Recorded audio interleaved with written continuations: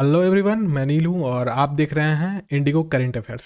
Special series हम लोग जो शुरू किए हैं हमारे करंट अफेयर्स की, इसमें हर वीक हमारा एक करंट मॉड्यूल दिया जाता है, वो भी हमारे उन सभी स्टूडेंट को जो इंग्लिश मीडियम और हिंदी मीडियम दोनों को प्रेफर करते हैं। तो चलिए आज ये करंट अफेयर्स हम लोग शुरू करते हैं और जितने भी इंपॉर्टेंट फैक्ट्स हैं उनको हम लोग समझने की कोशिश करेंगे।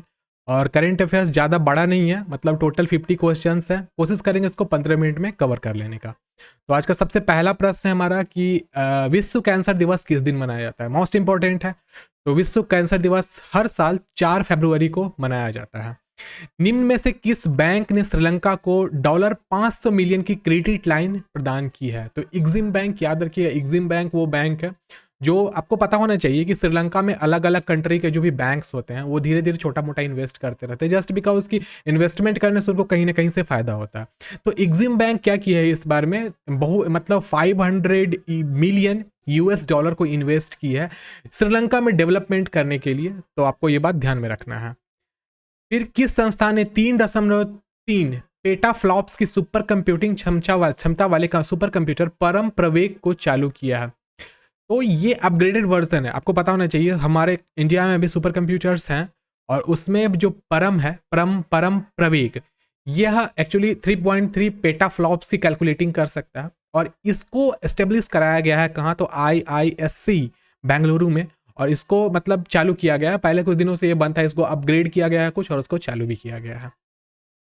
नेक्स्ट है, पीएम मोदी ने किस दिन संत रामानुजाचार्य की 216 फुट ऊंची प्रतिमा का हैदराबाद में अनावरण किया है। तो 5 फरवरी को संत रामानुजाचार्य की 216 फुट की ऊंची प्रतिमा हैदराबाद में लगाई गई है। रामानुजन एक्चुअली बहुत ही फेमस व्यक्ति थे हमारे हिंदुस्तान के और इनका बहुत बड़ा योगदान रहा है मैथमेटिक्स और कैलकुलेशन में।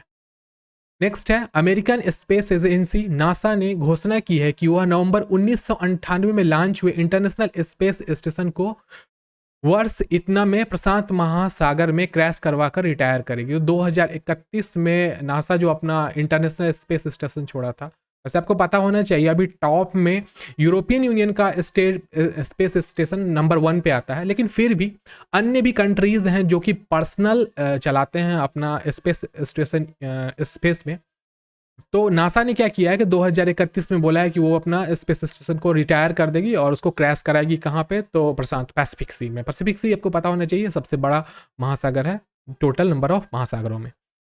नेक्स्ट है, आरबीआई ने नासिक के किस कोऑपरेटिव बैंक को लाइसेंस रद्द कर दिया है। तो आरबीआई बीते देखा जाए तो एक साल में बहुत सारे कोऑपरेटिव बैंक, प्राइवेट बैंक का लाइसेंस को वो रद्द करते आ रही है। तो इस बार क्या किया है कि इंडिपेंडेंस कोऑपरेटिव बैंक ऐसे बैंक होते हैं जो प्राइवेट सेक्टर बैंक होते हैं और इसमें बहुत बड़ा योगदान सरकार के साथ साथ पब्लिक का भी होता है। तो इंडिपेंडेंस कोऑपरेटिव बैंक लिमिटेड को इन्होंने लाइसेंस को संपूर्ण रूप से रद्द कर दिया है। इस वर्ष गणतंत्र दिवस परेड में सेवाओं के बीच सर्वश्रेष्ठ मार्चिंग दल के रूप में किसे चुना गया है। तो भारतीय नौसेना की जो मार्चिंग दल थी उसको सबसे बेस्ट माना गया है, ध्यान रखिएगा। उपेक्षित उष्णकटिबंधीय रोग दिवस NDT किस दिन मनाया गया है। तो 30 जनवरी को NDT सेलिब्रेट किया गया है। वरिष्ठ वैज्ञानिक GS श्रीनिवास मूर्ति को निम्न में से किस संस्थान के निदेशक के रूप में नियुक्त किया गया है। तो DRDL हैदराबाद में स्थित है, ध्यान रखिएगा। और इसके जो नए मैनेजिंग डायरेक्टर होंगे वो होंगे कौन, श्रीनिवास मूर्ति।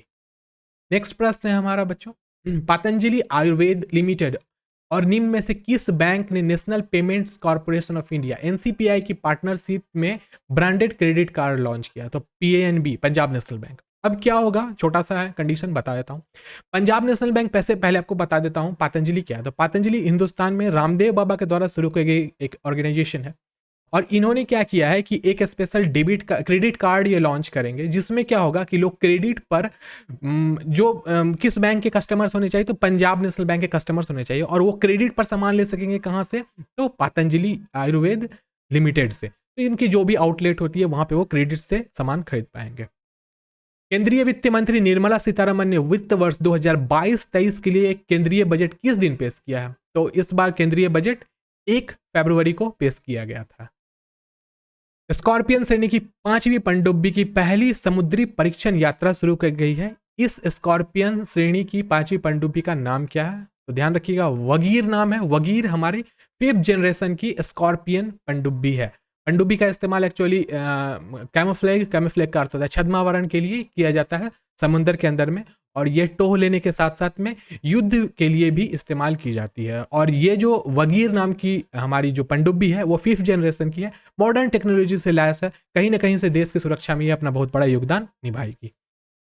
हैदराबाद में पीएम मोदी ने जिस प्रतिमा का अनावरण किया उसका नाम क्या है? Statue of equality. ध्यान रखिएगा, उसका नाम है स्टैच्यू ऑफ इक्वलिटी।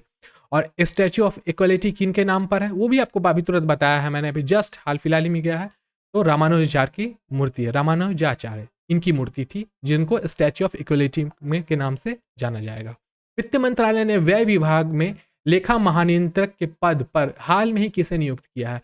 तो सोनाली सिंह इस बार रहेंगी।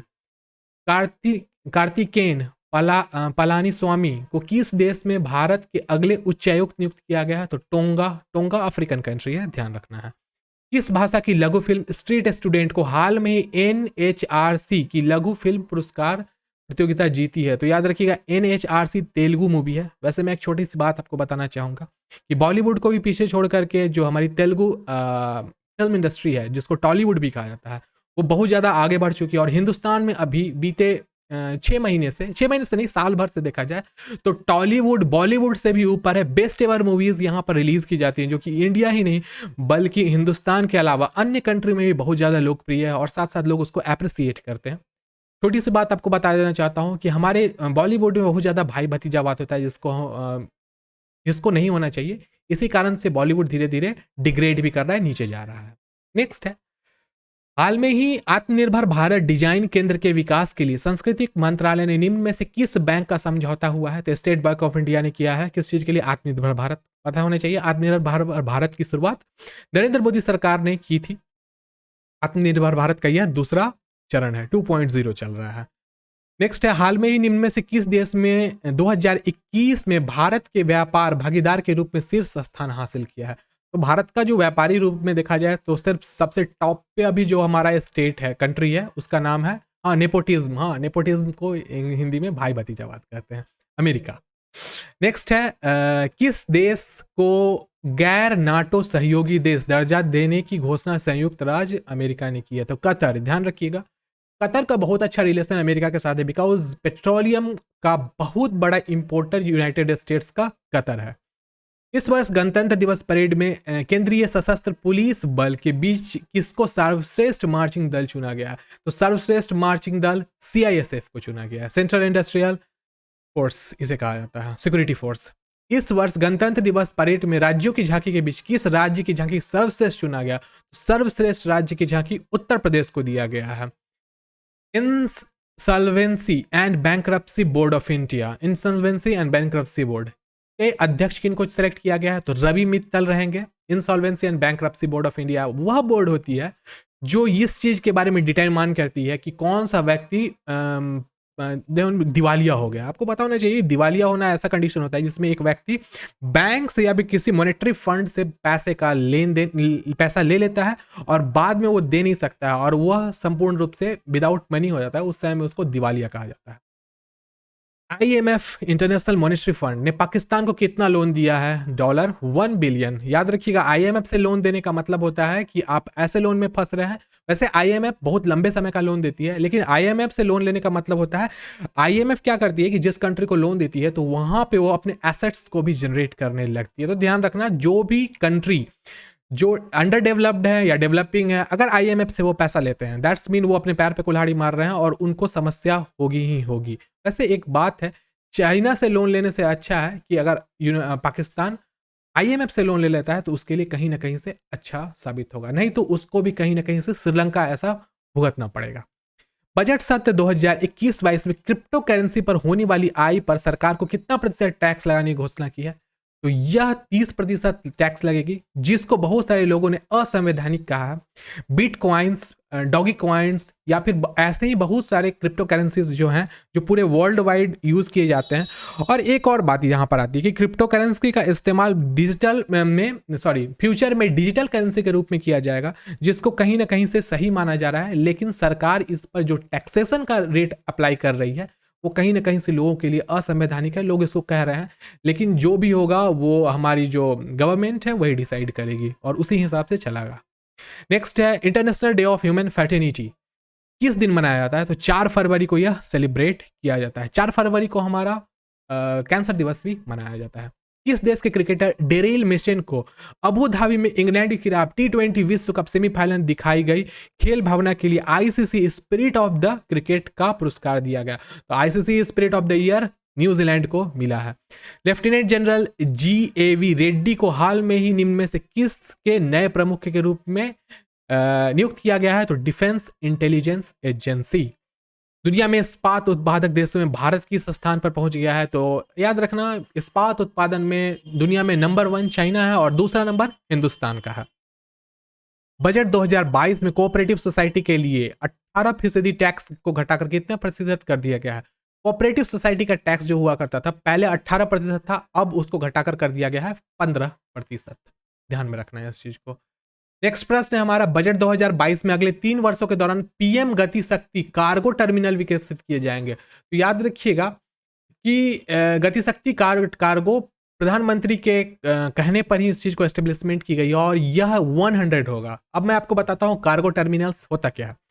देखो, जब हम दूसरे कंट्री के साथ ट्रेड करते हैं तो उसके लिए पोर्ट बनाए जाते हैं। पोर्ट का क्या होता है? उसको बंदरगाह हिंदी में कहा जाता है। बंदरगाह हमेशा समंदर के किनारे होता है, जैसे कि पुराने जमाने में कंपनीज अपने फैक्ट्रीज को एस्टेब्लिश करती थी। तो उसी प्रकार से अच्छे प्रकार से स्वच्छ मतलब अच्छे तरीके से चल सके बिजनेस दूसरे कंट्री के साथ, इसके लिए कार्गो डिपोज बनाए जाएंगे और total number of cargo depots हमारे हिंदुस्तान में प्रधानमंत्री साहब के अनुदेश पर 100 नंबर्स में बनाए जाएंगे और वो पूरे स्टेट के जो कोस्टल एरिया होगा, जो समंदर का एरिया होगा, वहां पे उसको एस्टेब्लिश करने का प्लान है।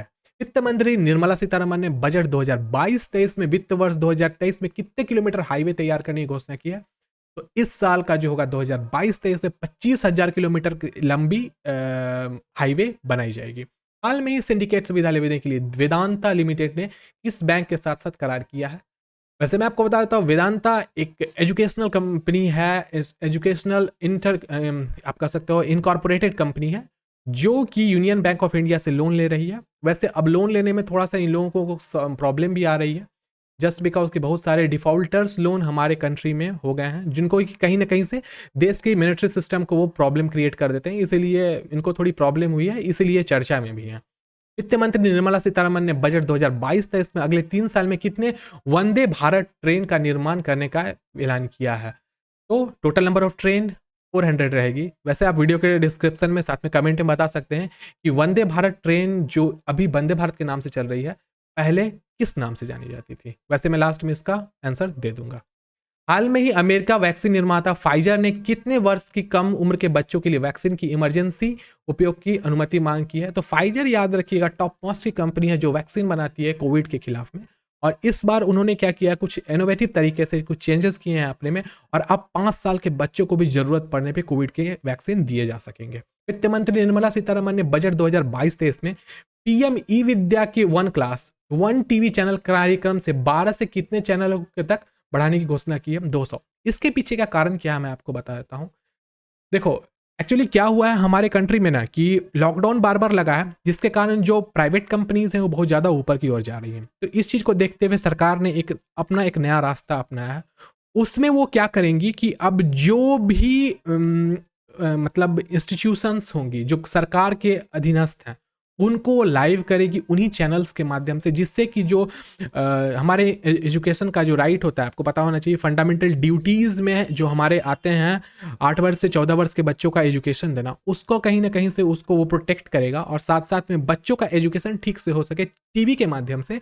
इसके लिए पहले 12 चैनल्स हुआ करते थे जो सेंट्रल गवर्नमेंट के द्वारा कंट्रोल थे, अब भी उसको संख्या बढ़ा करके 200 करने की बात की गई है। किन के द्वारा? तो निर्मला सीतारमण मैम के द्वारा। नेक्स्ट है एनसीपीआई। आपको पता होना चाहिए एनसीपीआई जितने भी digital transaction all over India में होते हैं वो एनसीपीआई की मदद से ही होते हैं। तो एनसीपीआई को बढ़ावा देने के लिए किसके साथ साझेदारी की गई? तो टेरापे। देखो, टेरापे के बारे में बता देता हूँ। टेरापे यूरोपियन यूनियन में बहुत ज़्यादा इस्तेमाल किया जाता है और देखा जाए तो ये एशिया में भी अपना बहुत बड़ा मतलब योगदान दिया है किस चीज़ में, डिजिटल करेंसी को लेन देन करने में।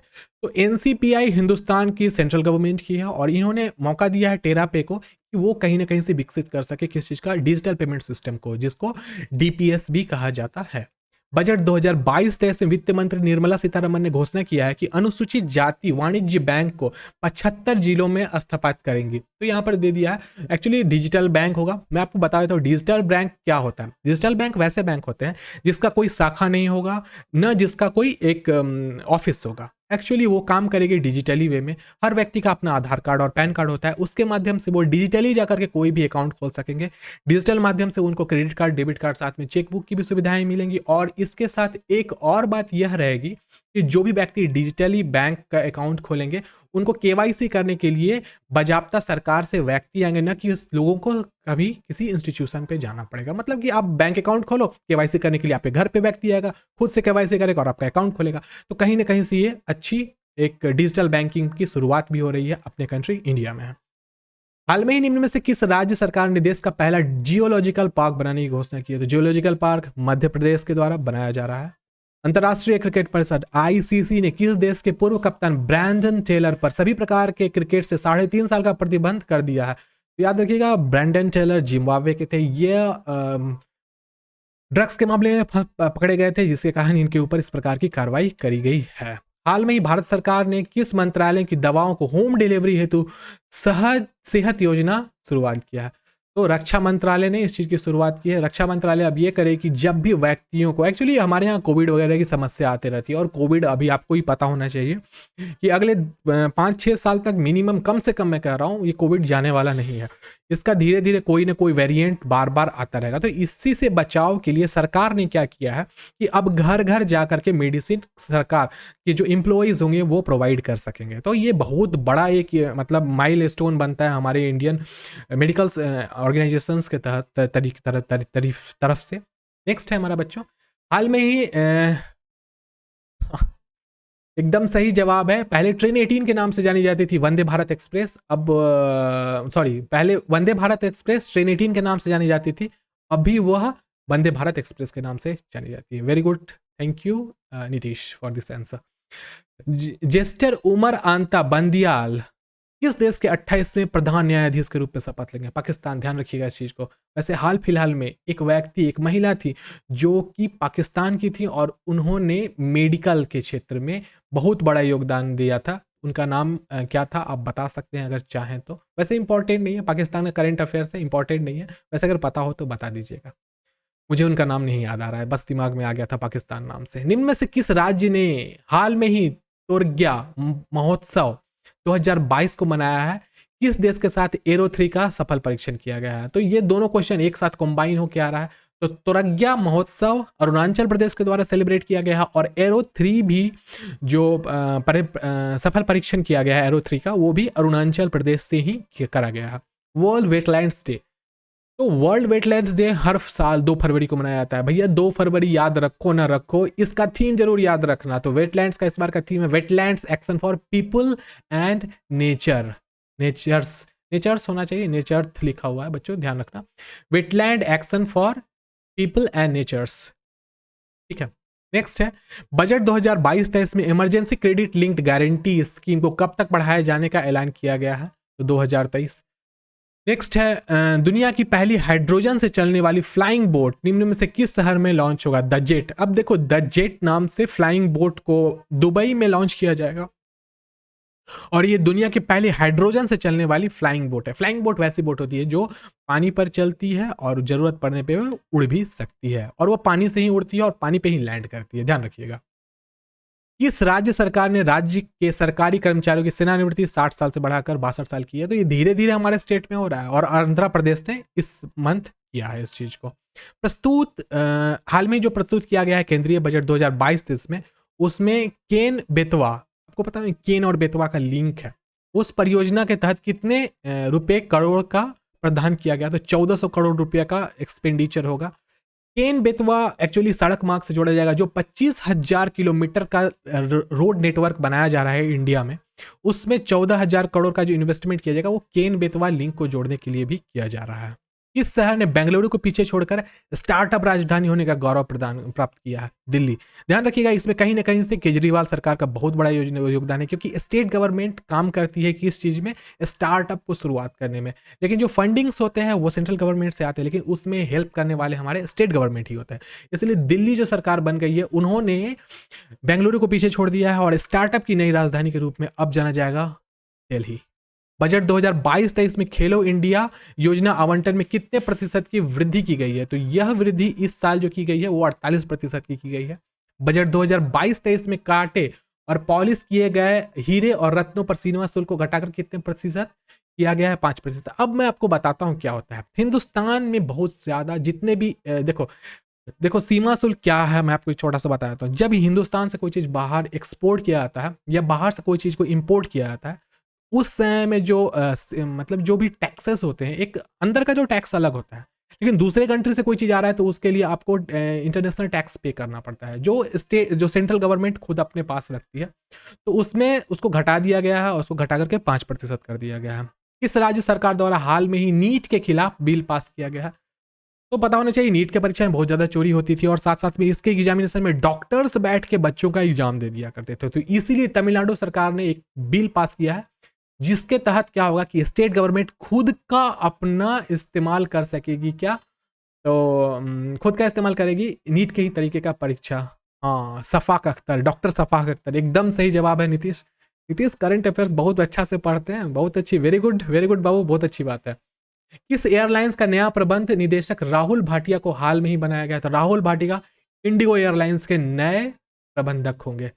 अभी आपको एक छोटा सा जवाब देना है बच्चों कि अभी हिंदुस्तान की एक बहुत बड़ी सी कंपनी, जिसको एयर इंडिया कहा जाता था, उसको किस कंपनी ने अपने अंदर मर्ज कर लिया है? आपका जवाब आ जाना चाहिए हमारे कमेंट बॉक्स में, जल्दी जवाब दीजिएगा। नेक्स्ट है हमारा, हाल में ही किस राज्य ने चैम्प में विश्व के तीसरे सबसे बड़े क्रिकेट स्टेडियम के शिलान्यास किया है? तो चैम्प में राजस्थान का, याद रखिएगा, सबसे बड़ा क्रिकेट स्टेडियम यहां पर बनाया जा रहा है। भारतीय क्रिकेट टीम के हाल में ही इंग्लैंड को हराकर कितनी बार अंडर 19 विश्व कप खिताब जीती है? तो 5वीं बार। ये भी इंपॉर्टेंट नहीं है, बस एक बार पढ़ लेना है। हाल में ही विमान वाहक भारतीय नौसेना पोत विक्रांत के लिए किस लड़ाकू विमान के समुद्री संस्करण का गोवा में परीक्षण किया गया है? तो राफेल किस कंट्री का है? तो ये आता है हमारा यूरोप से। राफेल के बहुत बड़े जो एक्सपोर्टर हैं वो कौन है? तो फ्रांस, याद रखिएगा। फ्रांस से दसाउल्त राफेल नाम की एक बहुत बड़ी कंपनी है, और दसाउल्त राफेल क्या करती है कि वो राफेल नाम का एयरक्राफ्ट बनाती है जो लड़ाकू विमान होता है, और इसका इस्तेमाल जितने भी सेकेंड ग्रेड के जितने भी कंट्रीज हैं, वो अपने जो उनका जो एयरफोर्स सिस्टम होता है, एयरफोर्स एकेडमीज होते हैं, वहाँ पे उनका इस्तेमाल किया जाता है। और ये एक तरीके से देखा जाए तो ये 4th जनरेशन का एयरक्राफ्ट है।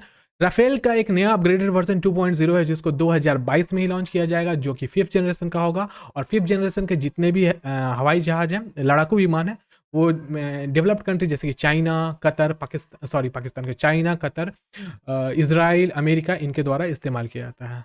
नीतीश कुमार का जवाब एकदम सही है, टाटा कंपनी ने एयर इंडिया को अपने अंदर अधीनस्थ कर लिया है जनवरी अंत में। नेक्स्ट है, भारत बांग्लादेश सीमा पर तीसरे बॉर्डर हाट की आधारशिला किस भारतीय राज्य में रखी गई? तो त्रिपुरा। और बसंत पंचमी हाल में किस दिन मनाया गया? तो बसंत पंचमी सरस्वती माँ की पूजा उस दिन की जाती है, हम लोगों को पता है। और बसंत पंचमी का फेस्टिवल स्टूडेंट्स के लिए बहुत ही इंपॉर्टेंट रहता है, लेकिन फिर भी सरस्वती पूजा जो हमारे आसपास के मोहल्ले वगैरह में होता है, उसमें मैक्सिमम देखा जाए तो 70% जो सरस्वती पूजा करने वाले होते हैं उनको पढ़ाई लिखाई से कोई मतलब नहीं होता है, फिर भी वो पूजा करते हैं। पूजा मन से होती है, आप घर में ही पूजा कर सकते हैं, जरूरी नहीं है कि उतने बड़े बड़े डीजे पे गाना बजा करके आप पूजा करो। तो आप अगर एजुकेशन से जुड़े हुए हो और पढ़ते हो तो आप अपने घर में ही पूजा कर सकते हो, उतना बड़ा ओकेजन करने की कोई ज़रूरत नहीं होती है। वैसे sorry for telling this thing, मुझे नहीं बोलना चाहिए ये चीज़, लेकिन वैसे कोई इशू नहीं बनता है। मैंने देखा है, मैं इस चीज़ का कमेंट इसलिए किया हूँ कि क्योंकि अभी भी भसान चल रहा है और उधर में जो गाने वगैरह बज रहे हैं वो कहीं ना कहीं से अवैधानिक है, वो से नहीं बजना चाहिए। वैसे गाना जब बजा करके आप भसान वगैरह करते हो तो कहीं ना कहीं से ये फीलिंग्स पे असर डालता है। तो चलिए हम लोग अपने कंटेंट को यहीं पे ख़त्म करते हैं। ये सारी जितनी भी हमने करंट अफेयर्स को आज कंप्लीट किया है, ये सारे के सारे हमारे अलग अलग स्ट्रीमिंग चैनल्स, जैसे कि आपको मैं बता देता हूँ, गूगल पॉडकास्ट, सावन, स्पॉटिफाई, एप्पल पॉडकास्ट और पॉकेट एफएम पे अवेलेबल है। इनके आपको डिस्क्रिप्शन में लिंक मिल जाएंगे, आप वहाँ से जाके इसको ऑडियो के रूप में सुन सकते हैं और इसको आप अपने दोस्तों के बीच भी शेयर कर सकते हैं। तो आज की करंट अफेयर्स की क्लास को हम लोग यहीं पे ख़त्म करते हैं। नेक्स्ट वीक हम लोग नेक्स्ट वीक के करंट अफेयर्स के साथ मिलते हैं, तब तक के लिए बाय बाय।